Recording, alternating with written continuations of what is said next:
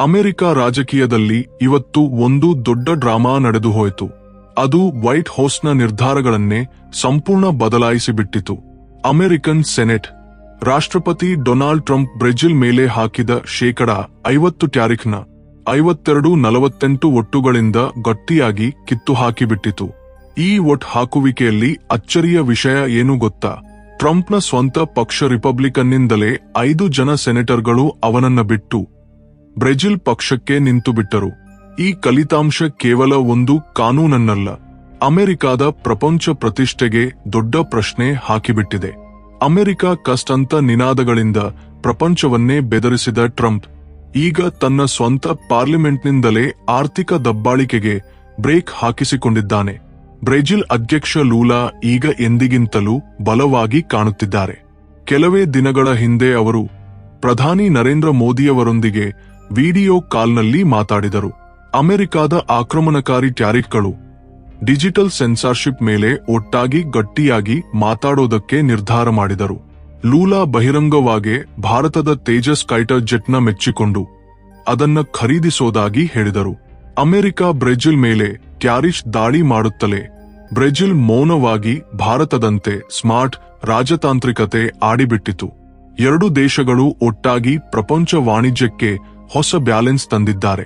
America ಮಾತ್ರ ತಾನು ಹೆಣೆದ ಜಾಲದಲ್ಲೇ ಸಿಕ್ಕಿಹಾಕಿಕೊಂಡಿದೆ. ಅಸಲಿ ವಿಷಯ ಏನು ಗೊತ್ತಾ? ಟ್ರಂಪ್ ರಾಷ್ಟ್ರೀಯ ತುರ್ತು ಪರಿಸ್ಥಿತಿ ಘೋಷಿಸಿದ್ದೇ ಈ ಡ್ರಾಮಾದಲ್ಲಿ ಅತಿ ದೊಡ್ಡ ಟ್ವಿಸ್ಟ್. ಬ್ರೆಜಿಲ್ನ ನೀತಿಗಳು ಅಮೆರಿಕದ ಆರ್ಥಿಕ ವ್ಯವಸ್ಥೆಗೂ ಭದ್ರತೆಗೂ ದೊಡ್ಡ ಅಪಾಯ ಅಂತ ಅವರು ಡ್ರಾಮಾ ಆಡಿದರು. ಆದರೆ ಸೆನೆಟ್ನಲ್ಲಿ ಅವರ ವಿರೋಧಿಗಳು ಅದನ್ನ ಸುಳ್ಳಿನ ಮೊಹರು ಹಾಕಿದರು. ರಿಪಬ್ಲಿಕನ್ ಸೆನೆಟರ್ ರಾಂಡ್ ಪಾಲ್ ಗಟ್ಟಿಯಾಗಿ ಹೇಳಿದರು, ತುರ್ತು ಪರಿಸ್ಥಿತಿ ಅಂದ್ರೆ ಯುದ್ಧ, ಬರಗಾಲ ಅಥವಾ ಸುನಾಮಿ ಕೋಸಂ. ಯಾವುದೋ ದೇಶದ ತೆರಿಗೆ ನೀತಿ ರಾಷ್ಟ್ರಪತಿಗೆ ಇಷ್ಟವಾಗಲಿಲ್ಲ ಅಂತ ಅಲ್ಲ. ಈ ಮಾತು ಟ್ರಂಪ್ನ ಅಧಿಕಾರಗಳಿಗೆ ನೇರ ಪಂಥ್. ಅಮೆರಿಕದ ವ್ಯವಸ್ಥೆ ಕೂಡ ಅವರ ರಾಜರೀತಿಯ ಧೋರಣೆಗೆ ಬೇಜಾರಾಗಿದೆ ಅಂತ ಸ್ಪಷ್ಟ ಸಂಕೇತ. ಈ ನಿರ್ಧಾರ ರಾಜಕೀಯದಲ್ಲೇ ನಿಲ್ಲೋದಿಲ್ಲ. ಅಮೆರಿಕನ್ ರೈತರು, ಸಣ್ಣ ವ್ಯಾಪಾರಿಗಳು ದೊಡ್ಡದಾಗಿ ತತ್ತರಿಸಿ ಹೋಗುತ್ತಾರೆ. ತಿಂಗಳುಗಳಿಂದ ಅನೇಕ ರಾಜ್ಯಗಳಲ್ಲಿ ರೈತರು ರಸ್ತೆಗಳಿಗಿಳಿದಿದ್ದಾರೆ. ಟ್ರಂಪ್ನ ವಾಣಿಜ್ಯ ನಿರ್ಧಾರಗಳು ತಮ್ಮ ಬೆಳೆಗಳನ್ನ ಕುಗ್ಗಿಸಿವೆ. ಮಾರುಕಟ್ಟೆ ಕುಗ್ಗಿಹೋಯಿತು ಅಂತ ಅರ್ಥ ಮಾಡಿಕೊಂಡಿದ್ದಾರೆ. ಸೆನೆಟರ್ ರಾನ್ ವೈಡನ್ ಹೇಳಿದರು, ಜನರು ಅಂಗಡಿಗಳಿಗೆ ಹೋಗಿ ಕೇಳ್ತಿದ್ದಾರೆ, ಎಲ್ಲ ಯಾಕೆ ಇಷ್ಟೊಂದು ದುಬಾರಿ? ಈ ಟ್ಯಾರಿಫ್ಗಳು ನಮ್ಮ ಗಂಟಲಲ್ಲಿ ಮೂಳೆಯಂತೆ ಸಿಕ್ಕಿವೆ. ಜನರು ಈಗ ರಾಷ್ಟ್ರಪತಿಯ ನೀತಿಗಳಿಗೆ ಗಟ್ಟಿಯಾಗಿ ವಿರೋಧ ವ್ಯಕ್ತಪಡಿಸುತ್ತಿದ್ದಾರೆ. ಅಮೆರಿಕದ ಒಳಗಿನ ಅಸಮಾಧಾನ ಸೆನೆಟ್ ತಲುಪಿದೆ. ಭಾರತಕ್ಕೆ ಇದು ದೊಡ್ಡ ಬೋನಸ್. ಒಂದೆಡೆ ಅಮೆರಿಕ ತನ್ನಲ್ಲೇ ಒಡೆದು ಸತಮತವಾಗುತ್ತಿದೆ, ಮತ್ತೊಂದೆಡೆ ಭಾರತ ಬ್ರೆಜಿಲ್ ಸಂಬಂಧಗಳು ಹೊಸ ಮಟ್ಟಕ್ಕೆ ಹೋಗ್ತಿವೆ. ಆಸಿಯಾನ್ ಸಮಿಟ್ನಲ್ಲಿ ಮೋದಿ ವರ್ಚುವಲ್ ಆಗಿ ಸೇರಿಕೊಂಡರು. ಲೂಲಾ ಭಾಷಣಗಳಲ್ಲಿ ಭಾರತದ ಕಡೆಗೆ ಗೌರವ ಸ್ಪಷ್ಟವಾಗಿ ಕಾಣುತ್ತೆ. ಭಾರತದ ಸ್ಥಿರ ಆರ್ಥಿಕತೆ, ತೇಜಸ್ನಂತಹ ಸ್ವದೇಶಿ ರಕ್ಷಣಾ ಉತ್ಪನ್ನಗಳು, ಗ್ಲೋಬಲ್ ಸೌತ್ ಬಲ ಲೂಲಾನನ್ನ ಭಾರತ ಕಡೆಗೆ ಒಲವು ತೋರಿಸೇಲಾ ಮಾಡಿವೆ. ಅಮೆರಿಕಕ್ಕೆ ಈಗ ಅರ್ಥವಾಗಿದೆ, ತನ್ನ ಏಕೈಕ ಪ್ರಾಬಲ್ಯ ಕದಲುತ್ತಿದೆ. ಬ್ರೆಜಿಲ್ ಕೂಡ ಸ್ಮಾರ್ಟ್ ಆಗಿ ಆಡಿತು. ಟ್ರಂಪ್ ಟ್ಯಾರಿಫ್ ಘೋಷಣೆ ಬಂದೊಡನೆ WTOದಲ್ಲಿ ಅಮೆರಿಕವನ್ನ ಸವಾಲು ಮಾಡೋಕೆ ಸಿದ್ಧವಾಯಿತು. ಇದು ಅನ್ಯಾಯದ ಆರ್ಥಿಕ ದಾಳಿ ಅಂತ ಗಟ್ಟಿಯಾಗಿ ಹೇಳಿತು. ಲೂಲಾ ಹೇಳಿದರು, ನಾವು ವಾಣಿಜ್ಯವನ್ನ ಯುದ್ಧವಾಗಿ ಬಿಡೋದಿಲ್ಲ. ಈ ಮಾತು ಅಮೆರಿಕದ ಆರ್ಥಿಕ ಬುಲ್ಲಿಯಿಂಗ್ಗೆ ಹೊಸ ಕ್ರಂಟ್ ತೆರೆದಿದೆ. ಭಾರತ ಸೇರಿ ಹಲವು ಅಭಿವೃದ್ಧಿ ಹೊಂದುತ್ತಿರುವ ದೇಶಗಳು ಬ್ರೆಜಿಲ್ ಹಿಂದೆ ನಿಂತವು. ಆಸಿಯಾನ್ ಸಮಿಟ್ನಲ್ಲಿ ಟ್ರಂಪ್ ಲೂಲಾ ಮುಖಾಮುಖಿ ಭೇಟಿಯಾದರು. ಟ್ಯಾರಿಫ್ ಸಮಸ್ಯೆ ಮೇಲೆ ಸಕಾರಾತ್ಮಕ ಚರ್ಚೆಗಳಾದವು ಅಂತ ಹೇಳಿಕೊಂಡರು. ಆದರೆ ಸೆನೆಟ್ ನಿರ್ಧಾರ ಆ ಚರ್ಚೆಗಳನ್ನ ಸಂಪೂರ್ಣ ಕ್ಲಾಪ್ ಮಾಡಿಬಿಟ್ಟಿತು. ಸೆನೆಟ್ ಸಂಕೇತ ಸ್ಪಷ್ಟ, ಅಮೆರಿಕಾದಲ್ಲೇ ಟ್ರಂಪ್ಗೆ ವಿರೋಧಿ ದಂಗೆ ಶುರುವಾಗಿದೆ.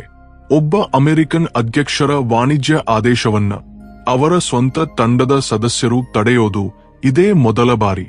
ಟಿಮ್ಕೆನ್ನಂತವರು ಟ್ರಂಪ್ನ ನಕಲಿ ತುರ್ತು ಪರಿಸ್ಥಿತಿಯನ್ನ ಅಪಾಯಕಾರಿ ಅಂತ ಹೇಳಿದರು. ಒಂದು ದೇಶದ ನ್ಯಾಯಾಂಗ ಪ್ರಕ್ರಿಯೆಯನ್ನ ತುರ್ತು ಅಂತ ಕರೆಯೋದು ಪ್ರಜಾಪ್ರಭುತ್ವಕ್ಕೆ ಅವಮಾನ. ಸುಳ್ಳುಗಳಿಂದ ಕಾಸಿ ಬೆಲೆ ಶೇಕಡ 40 ಹೆಚ್ಚಿಸೋದು ಜನರೊಂದಿಗೆ ಮೋಸ. ಇದು ಕೇವಲ ಟೀಕೆ ಅಲ್ಲ, ಟ್ರಂಪ್ ನೀತಿಗಳ ಮೇಲೆ ಆಳವಾದ ಅನುಮಾನ. ಅಮೆರಿಕಾದಲ್ಲಿ ಈಗ 2 ಟ್ರೆಂಡ್ಗಳು.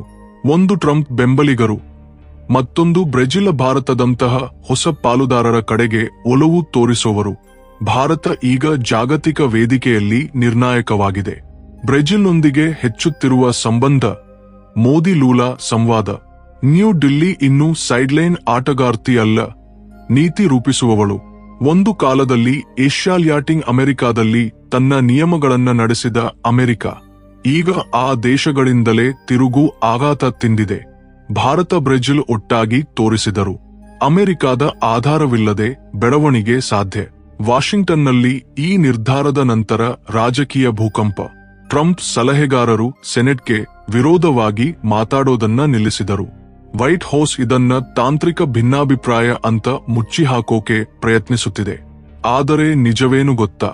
ಈ ಸೋಲು ಟ್ರಂಪ್ನ ರಾಜಕೀಯ ಭವಿಷ್ಯಕ್ಕೆ ದೊಡ್ಡ ಡೆಂಟ್.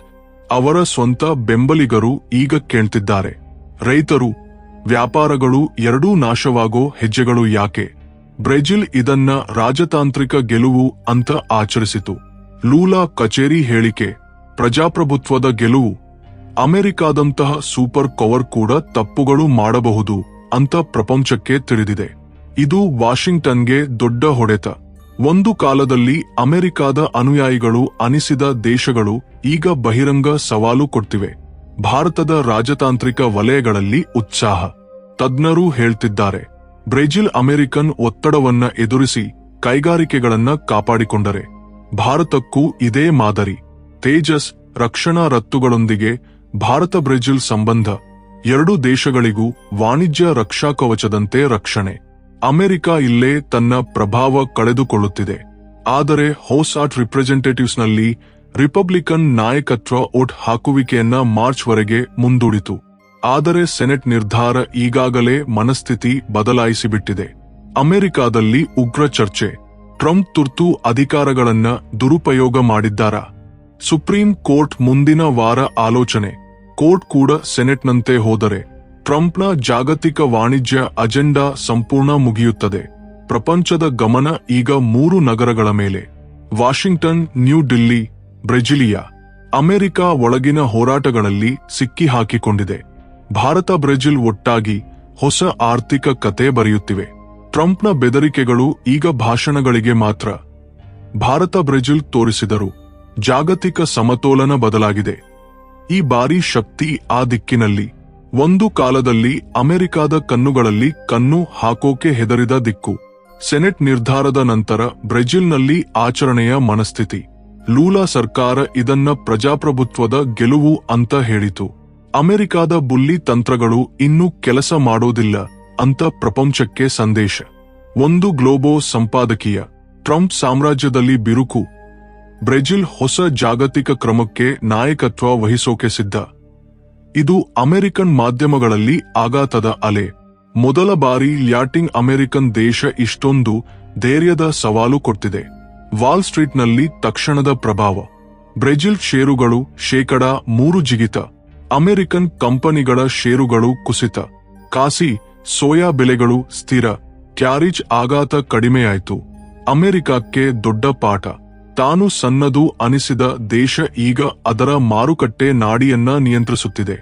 ಭಾರತದ ದೃಷ್ಟಿಯಲ್ಲಿ ಇದೇ ಕ್ಷಣ ಗ್ಲೋಬಲ್ ಸೌತ್ ಶಕ್ತಿ ನಿಜವಾದ ಆಕಾರ ತಾಳುತ್ತಿದೆ. ಭಾರತ ಬ್ರೆಜಿಲ್ ಪ್ರತಿನಿಧಿಸುತ್ತಿರುವುದು ಅಮೆರಿಕನ್ ಪ್ರಾಬಲ್ಯದಿಂದ ವಾಣಿಜ್ಯ ಸ್ವಾತಂತ್ರ್ಯಕ್ಕಾಗಿ. ಮೋದಿ ಲೂಲಾ ಇತ್ತೀಚಿನ ಮಾತು ಕೇವಲ ದ್ವಿಪಕ್ಷೀಯ ಅಲ್ಲ, ಪರ್ಯಾಯ ಆರ್ಥಿಕ ಮೈತ್ರಿಯ ತಳಪಾಯ. ಭಾರತದ ಮೃದು ರಾಜತಾಂತ್ರಿಕತೆ, ಬ್ರೆಜಿಲ್ನ ಕಠಿಣ ರಾಜಕೀಯ ಹೊಸ ಸಮೀಕರಣ. ಅಮೆರಿಕ ಸುತ್ತುವರಿದಂತೆ ಭಾಸವಾಗುತ್ತಿದೆ. ಅಮೆರಿಕನ್ ಮಾಧ್ಯಮಗಳು ಇದನ್ನ ಟ್ರಂಪ್ ಸಾಮ್ರಾಜ್ಯದಲ್ಲಿ ಬಿರುಕು ಅಂತ ಚಿತ್ರಿಸುತ್ತಿವೆ. ಪಾಲಿಟಿಕೋ, ವಾಷಿಂಗ್ಟನ್ ಪೋಸ್ಟ್, ಟ್ರಂಪ್ ಪಕ್ಷದಲ್ಲೇ ದಂಗೆ ಶುರು. ರಿಪಬ್ಲಿಕನ್ ಸೆನೆಟರ್ಗಳು ಅವರ ನಿರ್ಧಾರಗಳನ್ನ ಸವಾಲು ಮಾಡೋದು ಮೊದಲು. ಮಿಚ್ ಮೆಕ್ಕಾನೆಲ್ನಂತಹ ಹಿರಿಯರು, ಒಂದು ಕಾಲದಲ್ಲಿ ಟ್ರಂಪ್ನ ಡೇ ಹಾರ್ಡ್ ಬೆಂಬಲಿಗರು, ಈಗ ಬಹಿರಂಗವಾಗಿ ಹೇಳ್ತಿದ್ದಾರೆ, ಅಧ್ಯಕ್ಷರು ಅಧಿಕಾರಗಳನ್ನ ಮೀರಿದ್ದಾರೆ.